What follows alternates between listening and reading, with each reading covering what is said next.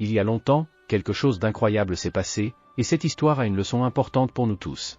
Imaginez un groupe d'hommes et de femmes, chevauchant une montagne en une nuit sombre et froide.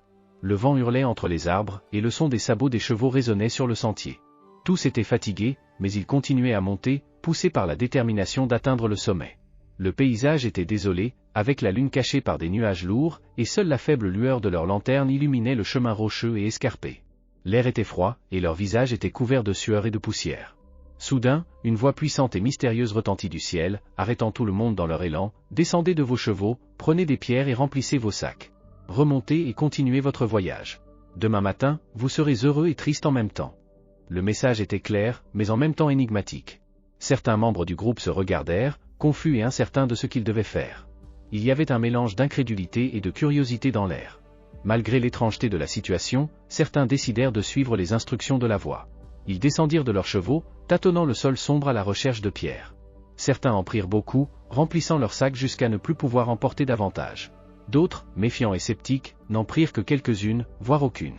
L'atmosphère était chargée de tension, avec des chuchotements et des regards de doute.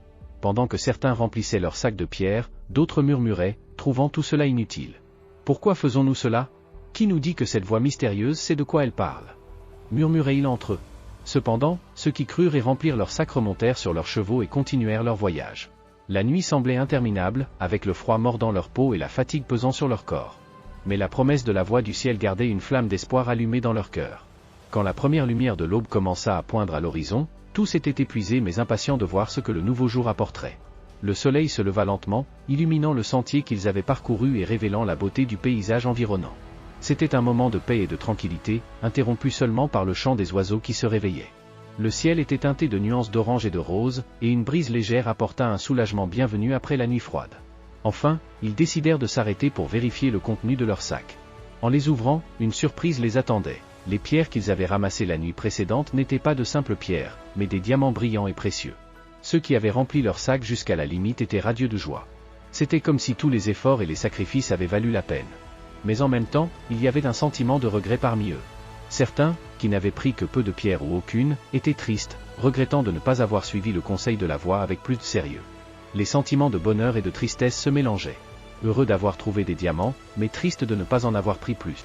La leçon était claire. Parfois, la sagesse peut venir de sources inattendues, et il est important d'être ouvert aux opportunités, même lorsqu'elles semblent étranges ou illogiques sur le moment. J'espère qu'à la fin de cette vidéo, vous vous sentirez inspiré comme il l'était, heureux d'avoir découvert quelque chose de précieux et un peu triste de ne pas avoir profité davantage des opportunités que la vie offre. Je suis ici pour vous montrer le véritable chemin des diamants, en espérant que vous serez heureux d'en prendre quelques-uns et triste de ne pas en prendre plus. Faisons un accord, profitez au maximum de ces minutes. Déconnectez-vous de tout et concentrez-vous uniquement sur cette vidéo. Si vous êtes engagé, commentez, je vais prendre beaucoup de diamants. Je donnerai un cœur à ceux qui commenteront, car cela montre que vous êtes concentré et prêt à devenir prospère. Maintenant que vous avez commenté, continuons. Je veux commencer par une phrase très importante, ne laissez jamais ce que vous ne pouvez pas faire interférer avec ce que vous pouvez faire. L'objectif de cette vidéo est de renouveler votre espoir. C'est crucial, car nous commençons à perdre la vie lorsque nos souvenirs deviennent plus forts que nos rêves. Quand quelqu'un ne parle que du passé, disant « je faisais, j'étais », c'est un signe qu'il dit adieu à la vie. Renouveler l'espoir signifie faire de la place pour de nouveaux objectifs et rêves. Et pour cela, j'ai un défi pour vous. Pensez aux 3 choses les plus importantes qui vous sont arrivées jusqu'à présent, depuis le jour de votre naissance jusqu'à aujourd'hui. 3 moments significatifs et heureux. Si vous deviez choisir 3 moments pour représenter votre vie, quels seraient-ils ? Comme l'a dit le théologien Pierre Teilhard de Chardin, nous ne sommes pas des êtres humains vivant une expérience spirituelle, nous sommes des êtres spirituels vivant une expérience humaine. Nous sommes ici sur Terre pour vivre l'expérience humaine, avec ses hauts et ses bas. Nous sommes nés en pleurant, sachant les défis que nous allons affronter. La planète n'est pas un paradis, et être heureux tout le temps est impossible. La vie est comme des montagnes russes, avec des moments de bonheur et des moments difficiles. Dans les moments difficiles, nous savons qu'ils passeront. Et dans les bons moments, nous savons aussi qu'ils ne dureront pas éternellement. Comprendre ce concept de montagne russe peut être utile. Alors, revenez au défi. Pensez à 3 moments spéciaux et significatifs de votre vie. Je suppose que vous avez déjà ces moments en tête. Je sais une chose, au moins 2 d'entre eux n'ont pas été planifiés. Peut-être le jour où vous avez eu des enfants, construit une famille ou rencontré votre partenaire. Vous ne vous êtes pas réveillé en pensant « Aujourd'hui, je vais rencontrer quelqu'un et tomber amoureux ». Cela s'est passé soudainement, sans planification. Quand nous regardons la vie, nous nous rendons compte que les moments magiques n'ont pas été planifiés. Vous faisiez quelque chose de banal, et tout à coup, quelque chose d'extraordinaire s'est produit. Ce sont les moments que nous appelons des miracles, bien que nous ne les reconnaissions pas toujours comme tels. Par exemple, vous allez au supermarché pour acheter du sucre et, dans la file d'attente, quelqu'un commence une conversation qui aboutit à un conseil incroyable. Vous êtes allé au supermarché pour une raison simple et vous en êtes sorti avec une idée qui peut changer votre vie. Mais cela n'arrive que si vous gardez l'espoir que les choses vont bien se passer. Si vous attendez le pire, il vaut mieux ne même pas commencer, car vous n'aurez probablement pas de succès. Comme l'a dit Henry Ford, si vous pensez que vous pouvez ou que vous ne pouvez pas, vous avez raison. Si vous croyez que vous pouvez, vous travaillerez pour cela et atteindrez vos objectifs. Mais si vous croyez que vous ne pouvez pas, vous serez paralysé et rien ne fonctionnera. Cette quête de connaissance de soi et de réalisation personnelle est comme la recherche de diamants. Souvent, nous sommes tellement occupés par nos routines quotidiennes que nous ne remarquons pas les opportunités brillantes qui nous entourent. Chaque jour offre de nouvelles chances de trouver ces diamants, mais nous devons être attentifs et prêts à les saisir. Parfois, ces opportunités se présentent sous forme de défis ou de situations inconfortables, mais c'est justement dans ces moments que nous pouvons trouver les plus grands trésors. Pensez à la façon dont vous pouvez appliquer cette mentalité dans votre vie. Quels sont les défis que vous affrontez actuellement ? Cela peut être un problème au travail, une difficulté dans les relations ou un obstacle personnel. Au lieu de vous désespérer, regardez ces situations comme des opportunités de croissance et d'apprentissage. Tout comme les voyageurs de l'histoire, vous pouvez découvrir des diamants là où vous vous y attendez le moins. De plus, il est important de se rappeler que nous ne sommes pas seuls dans ce voyage. Parfois, nous avons besoin de l'aide des autres pour voir les opportunités et saisir les moments magiques. S'entourer de personnes positives et inspirantes peut faire toute la différence. Elles peuvent offrir des perspectives différentes, des encouragements et du soutien dans les moments difficiles. Maintenant, je veux que vous réfléchissiez aux personnes dans votre vie. Qui sont vos compagnons de voyage ? Qui sont ceux qui sont toujours à vos côtés, offrant soutien et motivation ? Remerciez ces personnes et valorisez leur présence. Et, si possible, soyez cette personne pour quelqu'un d'autre. Aider les autres à trouver leur propre diamant est l'une des plus grandes formes de réalisation personnelle. En plus des personnes qui nous entourent, il y a aussi l'environnement que nous créons pour nous-mêmes. La façon dont nous organisons notre espace et notre temps peut grandement influencer notre capacité à reconnaître et à saisir les opportunités. Un environnement positif, plein d'inspiration et sans distraction, peut être le terreau fertile où les diamants de la vie se révèlent. Pensez à votre environnement maintenant. Est-ce un endroit qui favorise la créativité et la concentration ? Si ce n'est pas le cas, envisagez de faire de petits changements qui peuvent avoir un grand impact. Un autre aspect crucial est l'attitude. Maintenir une mentalité positive et résiliente est essentiel pour voir les défis comme des opportunités. Lorsque nous affrontons des difficultés avec une perspective optimiste, nous sommes plus enclins à trouver des solutions et à transformer les problèmes en réussite. Cela ne signifie pas ignorer les problèmes, mais les affronter avec la confiance que nous pouvons les surmonter et en tirer des leçons. Je veux partager une histoire personnelle qui illustre cette idée. J'ai connu une personne qui traversait une phase très difficile dans sa vie. Elle avait perdu son emploi et faisait face à de nombreux problèmes financiers. Cependant, au lieu de se laisser abattre, elle a décidé de voir cette situation comme une opportunité pour réinventer sa carrière. Avec beaucoup d'efforts et de détermination, elle a commencé à étudier et à développer de nouvelles compétences. Finalement, elle a obtenu un emploi encore meilleur que le précédent, et aujourd'hui, elle est une professionnelle accomplie et une source d'inspiration pour beaucoup. Cette histoire nous montre que, même dans les situations les plus difficiles, il y a toujours une opportunité cachée. Parfois, il suffit de changer de perspective pour la voir. Et ce changement de perspective peut être la clé pour trouver les diamants dans nos propres vies. De plus, je veux souligner l'importance de l'action. Rêver et planifier sont des étapes importantes, mais rien ne se passe sans action. Nous devons transformer nos rêves en objectifs concrets et travailler quotidiennement pour les atteindre. De petits pas cohérents peuvent conduire à de grandes réalisations au fil du temps. Pensez à un objectif que vous avez en tête maintenant. Quel est le premier pas que vous pouvez faire aujourd'hui pour vous rapprocher de cet objectif ? Rappelez-vous que chaque petite action compte. Enfin, mais non des moindres, il est vital de garder l'espoir vivant. L'espoir est le carburant qui nous maintient en mouvement, même lorsque les choses deviennent difficiles. Sans espoir, nous perdons la motivation pour continuer. Cultivez l'espoir dans votre vie, en vous entourant de personnes positives, en maintenant une mentalité optimiste et en vous rappelant de vos réussites passées. L'espoir nous rappelle qu'il y a toujours un avenir meilleur qui nous attend, tant que nous sommes prêts à le chercher. J'espère que cette vidéo renouvelle vos espoirs en vous donnant une nouvelle perspective sur la vie. Rappelez-vous que vous avez le pouvoir de transformer chaque défi en une opportunité et chaque moment en un diamant précieux. Continuez à chercher, continuez à croire, et vous verrez que les trésors que vous trouvez seront plus précieux que vous ne l'avez jamais imaginé. Tout comme un gâteau a besoin de plusieurs ingrédients, la vie a aussi besoin de nombreux éléments pour être complète. Imaginez que vous faites un gâteau. Vous avez besoin de farine, d'œufs, de sucre et de beaucoup d'autres ingrédients. S'il en manque un, le gâteau n'est pas aussi bon, n'est-ce pas ? La vie est assez similaire. l'un des ingrédients les plus importants de la vie est la capacité de converser et de communiquer. Mais avant cela, le premier ingrédient, je dirais, est le respect que vous avez pour vous-même, la façon dont vous vous voyez et à quel point vous vous valorisez. Pensez à l'amour-propre comme à la levure du gâteau. Sans elle, le gâteau ne lève pas, ne devient pas moelleux. Personne ne peut donner ce qu'il n'a pas. Vous ne pouvez pas donner de l'amour aux autres si vous ne vous aimez pas. Vous ne pouvez pas offrir de l'intelligence aux autres si vous ne la possédez pas. Et vous ne pouvez pas communiquer avec les autres si vous ne parlez pas à vous-même. Alors, la première chose que Dieu attend de nous est que nous nous aimions, que nous nous respections. Cela s'appelle l'estime de soi. C'est comment nous nous voyons dans le miroir et ce que nous ressentons à propos de nous-mêmes. Une chose merveilleuse à propos de l'estime de soi et de l'image de soi est qu'elles ne sont pas comme le ciment ou l'acier. Elles sont construites à travers la langue et les expériences que nous avons. Personne n'est condamné à rester toujours le même. Je répète, personne n'est condamné à rester toujours le même. Nous sommes les seuls êtres sur la planète Terre à avoir la capacité de changer et de nous améliorer. Et vous savez ce que signifie changer? Cela signifie recommencer, essayer à nouveau. Peu importe ce qui s'est passé dans votre enfance, peu importe la souffrance jusqu'à aujourd'hui. Votre passé était nécessaire pour vous amener ici. Votre avenir est une opportunité d'aller où vous voulez, mais si vous ne le réalisez pas, votre avenir ne sera qu'une répétition du passé. Pensez à comment cela s'applique dans la pratique. Imaginez que vous avez toujours été timide à l'école, et cela vous a empêché de vous faire des amis ou de parler en public. Mais au lieu de penser que vous êtes condamné à être timide pour toujours, vous pouvez décider de changer. Commencez lentement, peut-être en participant à des activités de groupe ou en vous faisant un nouvel ami. Peu à peu, vous verrez que vous pouvez être plus confiant et mieux communiquer. C'est comme planter une graine et en prendre soin tous les jours jusqu'à ce qu'elle devienne un arbre fort. Quel modèle dans votre famille aimeriez-vous changer? Parce que, comme toute autre famille, la vôtre n'est pas parfaite. Imaginez que vous voulez changer la recette du gâteau de votre famille parce que vous pensez qu'il peut être meilleur.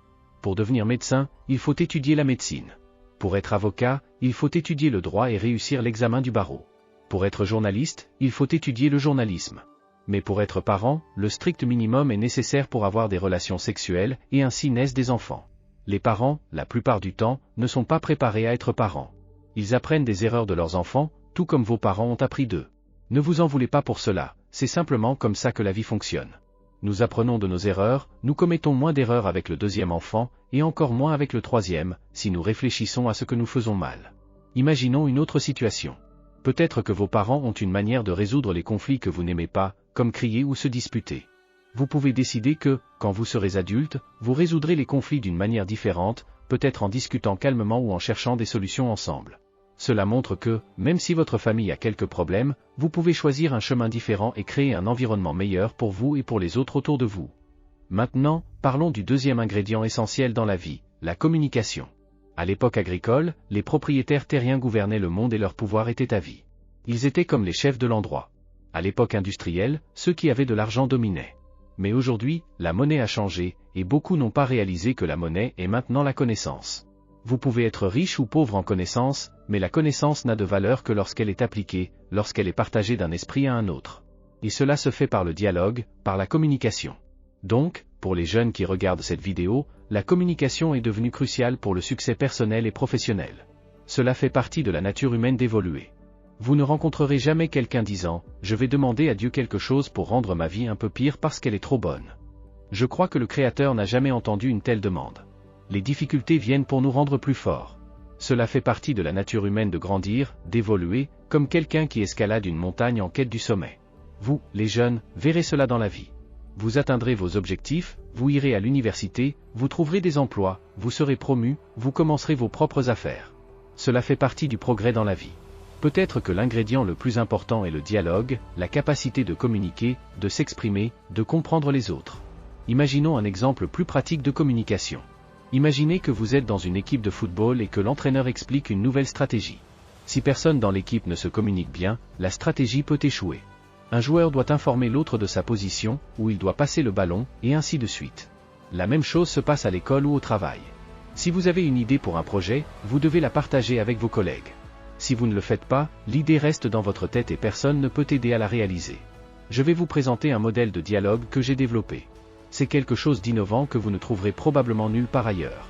Laissez-moi vous expliquer le concept. D'abord, si je vous donne une perle maintenant, vous la garderez probablement dans votre poche. Si je vous donne une deuxième perle la semaine prochaine, vous la garderez également. Et si je vous donne une troisième perle dans 15 jours, vous la garderez aussi. Si nous nous rencontrons à nouveau dans 6 mois et que je vous demande les perles, vous répondrez probablement quelque chose comme « La première, je l'ai mise sur la table de nuit, mais quelqu'un qui faisait le ménage ne l'a pas vue et l'a jetée. La deuxième, je l'ai oubliée dans la poche de mon pantalon qui a été lavé et la perle s'est perdue. Et la troisième, je l'ai gardée si bien que j'ai fini par oublier où je l'ai mise. » Vous avez déjà caché quelque chose de vous-même, gardé si bien que vous n'avez pas pu le retrouver plus tard? Cela arrive. Maintenant, imaginez si je vous donnais ces perles et un fil de nylon et vous disais de faire un collier avec elles et de le porter autour du cou. Si nous nous rencontrons à nouveau dans 6 mois et que je vous demande les perles, vous saurez où elles sont. Vous direz, elles sont là, je les ai transformées en collier. Les perles représentent des idées dont le monde est plein. Des gens qui ont eu de bonnes idées et ne les ont pas matérialisées ou, pire, ont vu leur vie ruinée par elles. Saviez-vous qu'une bonne idée peut ruiner une famille ou une entreprise? Cela parce que, plus important que l'idée, est d'avoir un modèle qui garantit son exécution. Imaginons un exemple pratique. Supposons que vous ayez eu l'idée de créer un club dans votre école où tout le monde peut se réunir pour discuter de livres intéressants. Si vous y pensez seulement, mais ne faites rien, l'idée peut disparaître. Mais si vous en parlez à vos amis, à vos enseignants, organisez des rencontres, donnez un nom au club et commencez à vous réunir, votre idée devient réelle. C'est comme faire un collier avec les perles. Vous avez pris quelque chose qui était dans votre tête et l'avez transformé en quelque chose de concret, quelque chose que tout le monde peut voir et à quoi participer. Dans la vie, cela s'applique à de nombreuses situations. Cela peut être la volonté d'apprendre un nouveau sport, comme le football ou la natation. Si vous y pensez seulement, rien ne change. Mais si vous vous inscrivez à un cours, pratiquez, apprenez les règles et faites des efforts, vous transformez l'idée en réalité. C'est ainsi que les choses fonctionnent. Pensons à un autre exemple. Supposons que vous vouliez améliorer vos notes à l'école. Pensez à vos notes comme à un jardin. Si vous ne vous en occupez pas, les plantes ne poussent pas. Mais si vous arrosez, fertilisez et prenez soin du jardin, il fleurit. Alors, si vous étudiez un peu tous les jours, demandez de l'aide quand vous ne comprenez pas quelque chose, et faites vos devoirs avec dévouement, vos notes vont s'améliorer. Vous prenez l'idée d'être un bon élève et la transformez en réalité par vos actions. Et ce n'est pas seulement à propos de grandes idées ou de projets. Cela peut être quelque chose de simple, comme vouloir améliorer vos notes à l'école. Pensez à vos notes comme à un jardin. Si vous ne vous en occupez pas, les plantes ne poussent pas. Mais si vous arrosez, fertilisez et prenez soin du jardin, il fleurit.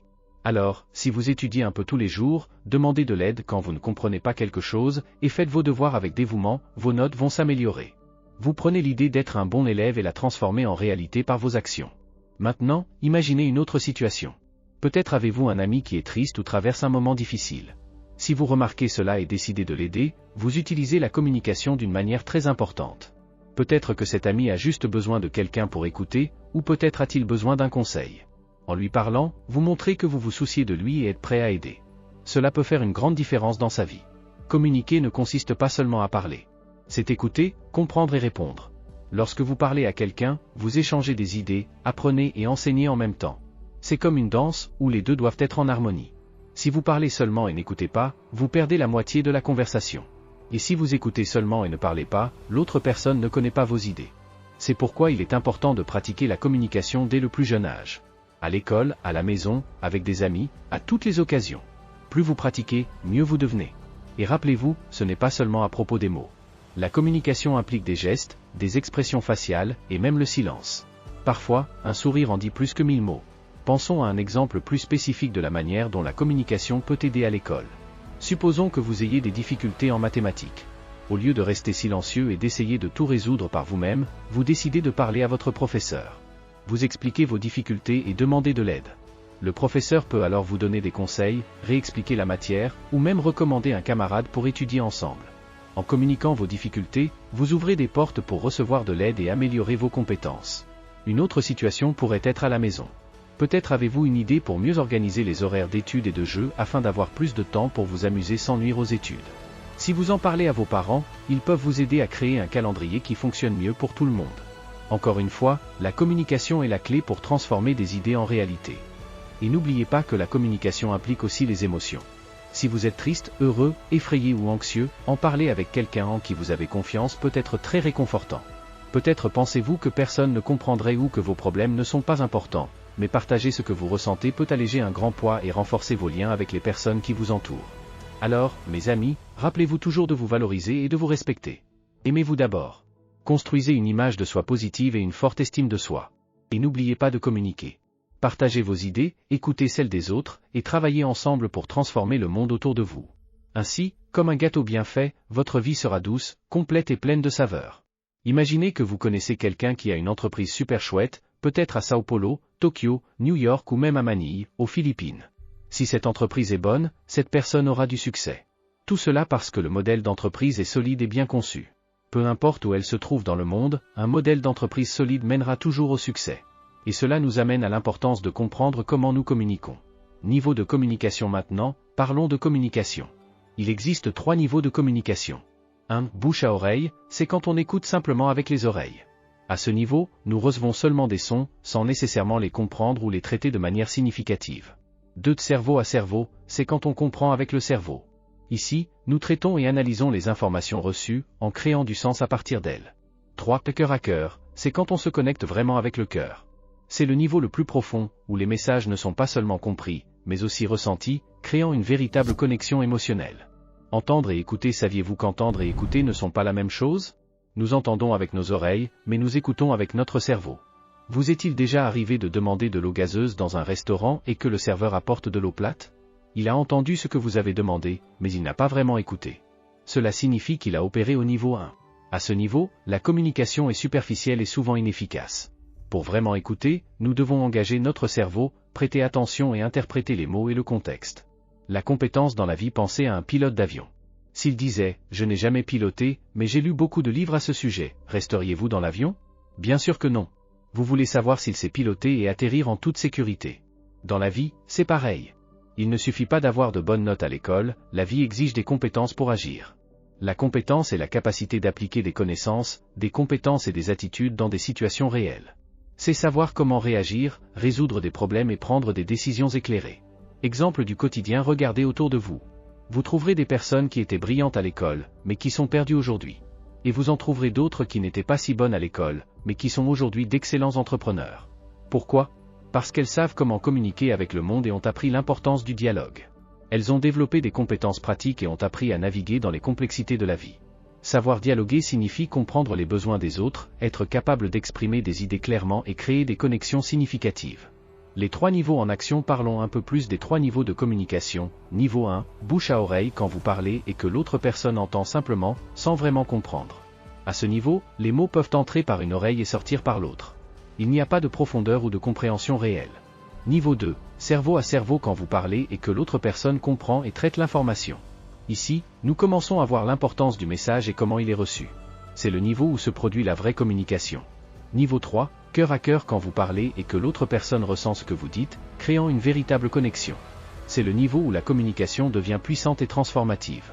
C'est là que nous créons de l'empathie et comprenons profondément le point de vue de l'autre. Aimer ce que nous n'aimons pas, aimer ce que nous aimons déjà est facile. Le défi est d'aimer ce que nous n'aimons pas. Il est impossible de décider d'aimer quelqu'un du jour au lendemain. Cela exige de la compréhension et de l'empathie. Nous devons apprendre à voir le monde à travers les yeux des autres, comprendre leurs expériences et leurs sentiments. Quand nous y parvenons, nous créons des connexions qui vont au-delà des différences superficielles. La communication dans la famille, pensez au père qui sermonne toujours son fils, mais les mots entrent par une oreille et sortent par l'autre. Le père parle, mais n'écoute pas. Il doit donner des exemples, pas seulement des mots. La meilleure façon d'éduquer un enfant est de donner le bon exemple. Les enfants observent et imitent le comportement de leurs parents. Si les parents agissent avec intégrité, respect et empathie, les enfants apprendront naturellement ces valeurs. Connaître l'autre pour communiquer avec vous, je dois savoir ce que vous aimez. Il ne sert à rien de parler de ce que j'aime seulement. Si j'avais un magasin, je ne mettrais pas dans la vitrine les produits que j'aime, mais ceux que les clients aiment. De même, dans la communication, je dois parler de ce que vous voulez entendre, pas seulement de ce que je veux dire. Cela nécessite une compréhension profonde des besoins et des intérêts de l'autre. C'est se mettre à la place de l'autre et adapter le message pour qu'il soit pertinent et significatif. Une histoire inspirante, je vais vous raconter une histoire. J'ai rencontré un entrepreneur qui a eu un désaccord avec sa famille et est allé à Sao Paulo. Il est devenu un entrepreneur prospère. Des années plus tard, il a décidé de ramener son frère pour le rencontrer. Il a organisé une fête dans une pizzeria, car il adorait la pizza. Mais son frère détestait la pizza. Il a essayé de faire plaisir à son frère, mais n'a pas pensé à ses préférences. Cela montre comment, souvent, nous voulons montrer ce que nous pensons, mais ne nous soucions pas de ce que l'autre personne va penser. L'importance du dialogue dans la nature, nos oreilles sont au même niveau, donc ce qui entre par une oreille sort par l'autre. Le dialogue a besoin d'un message fort. Vous continuerez à écouter seulement si vous aimez ce que je dis. Nous devons parler de manière intéressante, comme Jésus le faisait avec ses paraboles. Il utilisait des histoires simples pour enseigner des leçons profondes. Les paraboles étaient des outils puissants car elles engageaient les gens et les faisaient réfléchir sur leur propre vie. Une dernière histoire: il était une fois un navire plein d'or qui a cessé de fonctionner. Le propriétaire a appelé plusieurs spécialistes. L'un a travaillé toute la journée et a facturé $100. Un autre a travaillé 2 jours et a facturé $400. Enfin, ils ont appelé le constructeur du moteur. Il a donné un coup de marteau et le moteur a recommencé à fonctionner. Il a facturé $10,000. Lorsque le propriétaire a demandé pourquoi, il a répondu: « Donner le coup de marteau coûte $1. Savoir où frapper coûte $9,999. Ce n'est pas pour le coup, mais pour la connaissance. » Plus de détails et d'exemples: approfondissons un peu plus sur la manière d'appliquer ces concepts au quotidien. Pensez à une équipe de football. Pour que l'équipe gagne, il ne suffit pas que chaque joueur soit bon individuellement. Ils doivent se communiquer et jouer ensemble. C'est ce qui fait la différence entre une équipe moyenne et une équipe championne. Chaque joueur doit comprendre le rôle des autres, leurs compétences et leurs points faibles, et comment mieux collaborer pour atteindre la victoire. La communication au travail: dans l'environnement de travail, une communication efficace est essentielle. Imaginez un chef qui ne fait que donner des ordres, sans expliquer pourquoi les choses doivent être faites. Les employés peuvent faire le travail, mais sans comprendre le but, leur motivation diminue. Maintenant, si le chef explique l'importance de chaque tâche et comment elle contribue au succès de l'entreprise, les employés se sentent valorisés et motivés. Ils comprennent l'impact de leur travail et s'investissent davantage. L'éducation et la communication: dans l'éducation, les enseignants qui parviennent à se connecter avec les élèves de manière significative sont les plus efficaces. Il ne s'agit pas seulement de transmettre des connaissances, mais d'inspirer et de motiver. Un enseignant qui utilise des histoires et des exemples pratiques pour enseigner engage les élèves d'une manière que les livres et les conférences traditionnelles ne peuvent pas. Ils font en sorte que les élèves voient la pertinence de ce qu'ils apprennent dans leur vie. Construire des relations solides dépend également d'une bonne communication. Pensez à vos amis les plus proches. Qu'est-ce qui rend ces relations spéciales? C'est probablement la capacité de partager ouvertement, d'écouter et de comprendre les uns les autres. Ce sont des éléments fondamentaux d'une communication de cœur à cœur. Lorsque nous nous sentons entendus et compris, la confiance et la connexion se renforcent. L'art de raconter des histoires est l'une des formes les plus anciennes et les plus efficaces de communication. Les histoires captent notre attention et nous font nous souvenir. Lorsque vous voulez transmettre un message important, raconter une histoire liée peut être beaucoup plus percutant que de simplement présenter des faits. Les histoires permettent aux gens de voir et de ressentir le message, le rendant plus mémorable. Apprendre avec les histoires: explorons quelques exemples de la manière dont les histoires peuvent enseigner des leçons importantes. Pensez à l'histoire de la tortue et du lièvre. Le lièvre, confiant en sa vitesse, se moquait de la tortue lente. Cependant, pendant que le lièvre dormait, la tortue continuait à marcher lentement, mais sans s'arrêter, et finit par gagner la course. Cette histoire simple enseigne l'importance de la persévérance et de ne pas sous-estimer les autres. Histoire de la vie réelle: considérez également des histoires de la vie réelle, comme celle de Thomas Edison. Il a échoué de nombreuses fois avant d'inventer l'ampoule. Chaque échec était un pas de plus vers le succès. Il disait qu'il n'avait pas échoué, mais trouvait 1000 façons qui ne fonctionnaient pas. Cette histoire inspire les gens à persévérer dans leurs objectifs, malgré les difficultés. L'importance de la communication visuelle: en plus des histoires, la communication visuelle est également cruciale. Les images, les graphiques et les vidéos peuvent transmettre des messages rapidement et efficacement. Par exemple, lors d'une présentation, les graphiques peuvent aider à illustrer des données complexes d'une manière facile à comprendre. Les gens retiennent beaucoup mieux les informations visuelles que le texte seul, ce qui en fait un outil puissant dans toute forme de communication. L'influence des réseaux sociaux dans le monde d'aujourd'hui: les réseaux sociaux jouent un rôle énorme dans la communication.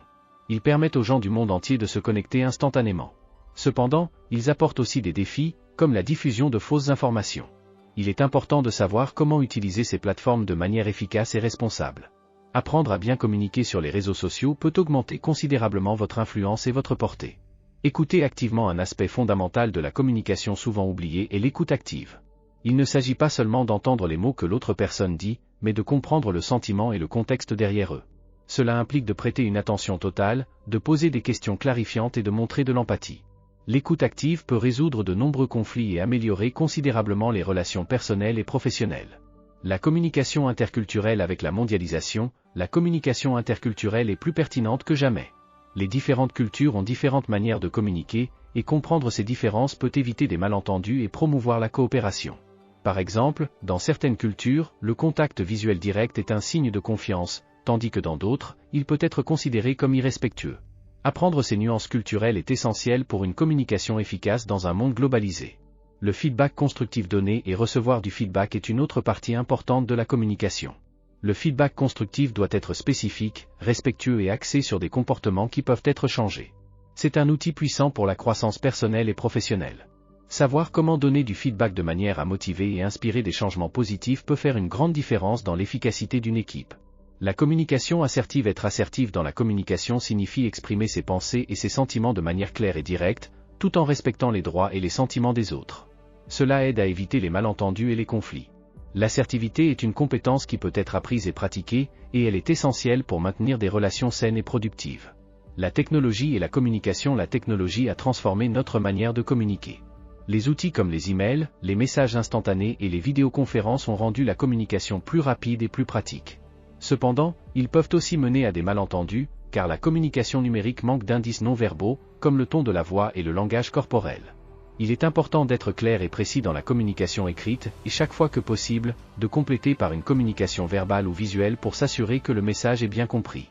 La communication en situation de crise. En situation de crise, une communication efficace est encore plus cruciale. Avoir un plan de communication clair peut aider à gérer la crise de manière plus efficace et à minimiser les dommages. Cela implique de communiquer rapidement, d'être transparent et de fournir des informations précises. La manière dont la crise est communiquée peut affecter significativement la perception publique et la confiance. La communication empathique. Enfin, la communication empathique est la clé pour construire des relations fortes et significatives. Elle consiste à comprendre et partager les sentiments des autres, en montrant de la compassion et du soutien. L'empathie crée un environnement de confiance et de respect, où les gens se sentent valorisés et compris. Pratiquer l'empathie peut améliorer tous les aspects de la communication, des conversations informelles aux négociations importantes. Conclusion temporaire. Comprendre et appliquer ces niveaux de communication peut transformer nos interactions quotidiennes. Qu'il s'agisse de résoudre des conflits familiaux ou de diriger des équipes au travail, la capacité de communiquer efficacement est un outil puissant. Explorons cela plus en profondeur et apprenons comment nous pouvons améliorer nos compétences en communication pour créer des connexions plus profondes et significatives. Maintenant, imaginez que nous déjeunons ensemble et que je vous raconte une histoire. Vous commencez à prêter attention pendant que nous mangeons, et je commence à raconter une situation qui peut sembler simple, mais qui a un sens profond. Si vous comprenez ce que cette histoire signifie, vous verrez comment elle s'applique plus tard à votre travail. Et à ce moment-là, vous pouvez penser à m'embaucher comme consultant et demander combien je facture pour mes services. Si je vous donne un prix élevé et que vous trouvez cela cher, vous réaliserez que je facture pour mon expérience accumulée au fil des années, et non seulement pour le service que j'offre. Avec l'histoire que j'ai racontée, j'ai préparé votre esprit à comprendre mon point de vue d'une manière plus naturelle et intuitive. Raconter des histoires est une compétence puissante. Ceux qui savent bien converser utilisent des métaphores. Les politiciens qui gagnent des élections sont d'excellents conteurs d'histoires, tout comme les prêtres qui prêchent des sermons appréciés de tous. Lorsque vous racontez une histoire, l'esprit des gens se détend et devient plus réceptif. Vous transmettez le message que vous souhaitez d'une manière qui pénètre doucement dans l'esprit de l'auditeur. C'est comme planter une graine qui, avec le temps, germe et pousse. Une autre chose très importante dans le dialogue est d'utiliser le bon langage. Par exemple, imaginez que vous êtes médecin. Si vous commencez à utiliser des termes médicaux compliqués que vous seul comprenez, le patient rentrera chez lui et, lorsque la famille demandera ce que le médecin a dit, il répondra « Je ne sais pas, je n'ai rien compris ». Cela signifie que le médecin a échoué à se communiquer. Un médecin intelligent doit utiliser un langage que le patient peut comprendre facilement. De même, si vous faites face à un problème juridique et allez voir un avocat qui utilise beaucoup de jargon juridique compliqué, vous vous sentirez perdu. Parler la langue de votre interlocuteur est crucial pour un dialogue efficace. Un autre point est la perception. Ce que vous essayez de dire peut ne pas être exactement ce que l'autre personne comprend. Si vous vous considérez comme un bon vendeur, vos ventes doivent le refléter. Si vous ne vendez pas bien, peut-être que votre approche est erronée. Peut-être que vous n'utilisez pas le bon langage ou que votre message n'est pas assez fort. Peut-être que vous ne racontez pas de bonnes histoires. Récemment, j'ai dit à un client, vous pouvez parler au client actuel, mais en fait, vous parlez de ce que vous avez fait avec le client de la semaine dernière. C'est une métaphore qui engage le client avec ses idées, comme un père parlant à son fils. À la fin, le fils se sent encouragé à essayer ce que le père suggère. C'est une invitation que la vie vous offre. Maintenant, vous devez comprendre quelque chose de plus. Si vous captez cela, vous réussirez très bien dans la vie. Alors, écoutez attentivement, nous sommes jugés par 3 choses, notre apparence, ce que nous disons et comment nous le disons. Si vous ne communiquez pas bien, les gens peuvent ne pas comprendre ce que vous voulez dire. Beaucoup de gens restent stagnants dans la vie parce qu'ils ne savent pas communiquer. La communication efficace est essentielle de nos jours. Sans elle, le monde s'effondre, car l'information n'a de valeur que lorsqu'elle est partagée entre des esprits, et cela se fait par le dialogue. La vie est comme un gâteau avec plusieurs ingrédients. Nous avons commencé en parlant de l'estime de soi et de la communication. Maintenant, parlons d'autres choses importantes. Un message pour vous, jeunes de tous âges, c'est un choix. Je peux avoir 65 ans, mais je maintiens l'énergie d'un jeune de 18 ans. Je pense toujours à ce que je peux encore accomplir dans la vie. Quand je garde ce focus, mon corps ne vieillit pas, il est plein d'énergie. Ne pas établir de but est une grande erreur. Vous connaissez un sablier? Il y a le sable qui n'est pas encore tombé, qui représente le futur, le sable qui tombe, qui représente le présent, et le sable qui est déjà tombé, qui représente le passé. Concentrons-nous sur le présent. Vous savez pourquoi on l'appelle présent? Parce que c'est un cadeau de Dieu.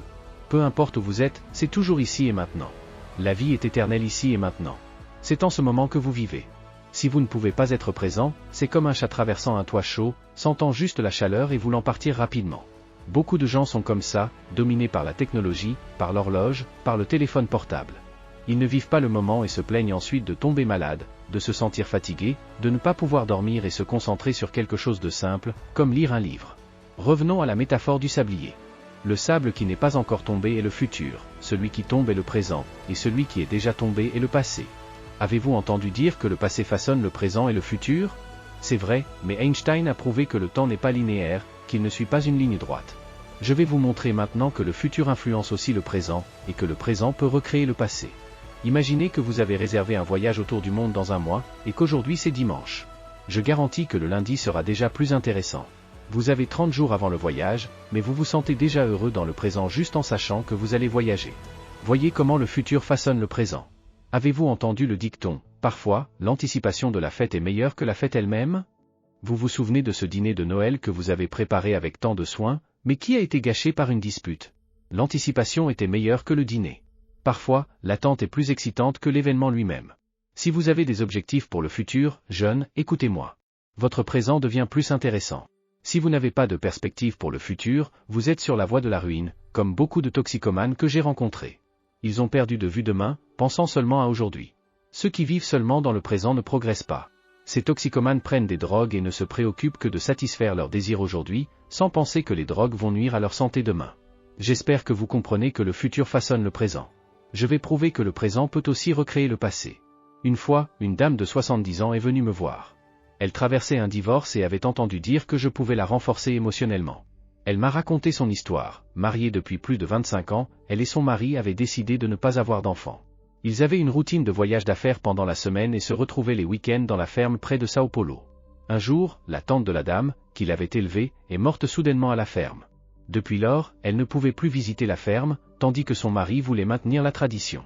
Cela créait une faille entre eux et menait au divorce. J'ai demandé pourquoi elle ne voulait pas visiter la ferme. Elle a expliqué que c'était à cause de la mort de sa tante. J'ai utilisé cette histoire pour montrer comment les événements du passé peuvent influencer le présent.